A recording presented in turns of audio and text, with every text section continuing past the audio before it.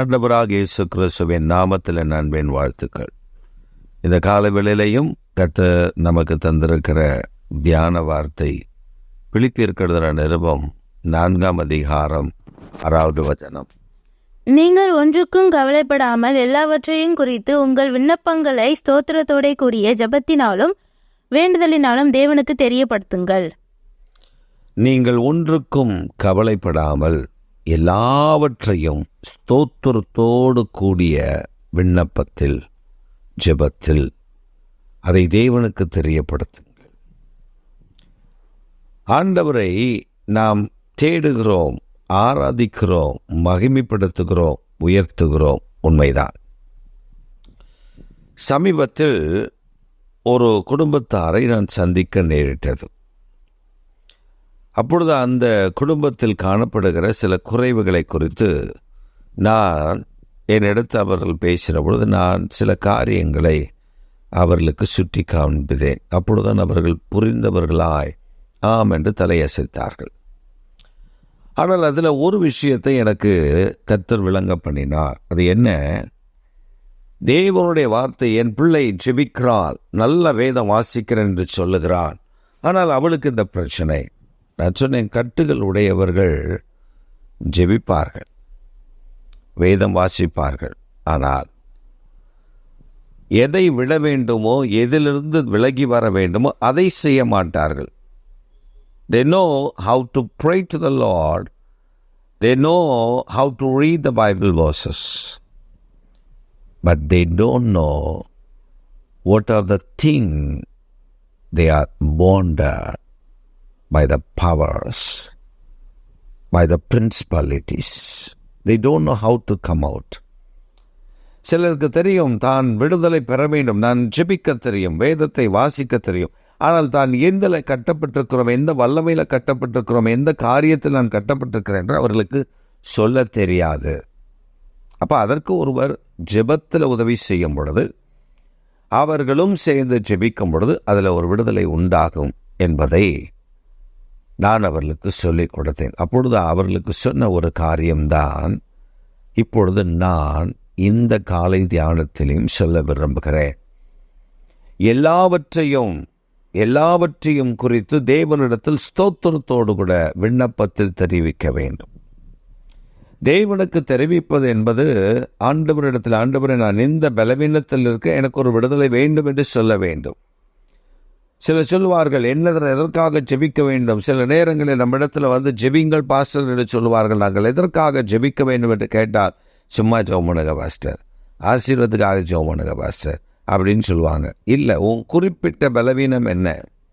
நீ ஏகப்பட்ட கட்டுகளில் இருப்பாய், ஏகப்பட்ட காவல்களில் இருப்பாய், ஏகப்பட்ட பிரச்சனைகளில் இருப்பாய். அதிலிருந்து உன்னை மீட்டு கொள்வதற்காகத்தான் ஜெபிக்கிறதற்கு நீ ஒப்பு கொடுக்க வேண்டும்.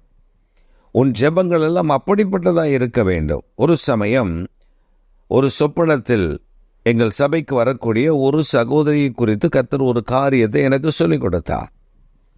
நான் அடுத்த நாள் அவரிடத்தில் சொன்னேன், சிஸ்டர், இப்படி உங்கள் மேலே ஒரு மனிதன் ஆசிட் வீசும்படி காத்திருக்கிறார், அதனால் நீங்கள் எச்சரிக்கையாயிருங்கள், நீங்கள் இந்த இடத்திற்கு போகும்பொழுது வரும்பொழுது ஜாக்கிரதையாயிருங்கள் என்று அவர்களுக்கு சொன்ன பொழுது அவர்கள் சிரித்து கொண்டே என் மேலே யார் அப்படின்னு போயிட்டாங்க.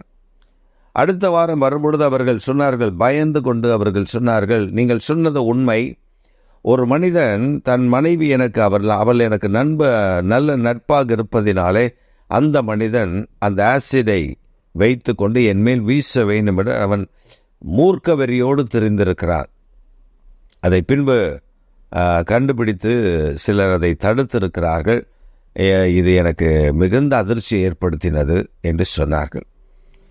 ஆனால் அவர்களிடத்தில் இந்த சம்பவம் அவர்களுக்கு ஒரு அதிர்ச்சியை ஏற்படுத்தியது என்று சொன்னார்களே தவிர, அடுத்த முறை அவர்களுடைய ஒரு குறிப்பிட்ட குறையை சொன்ன பொழுது அதிலிருந்து வெளியே வருவதற்கு அவர்கள் விரும்பவில்லை.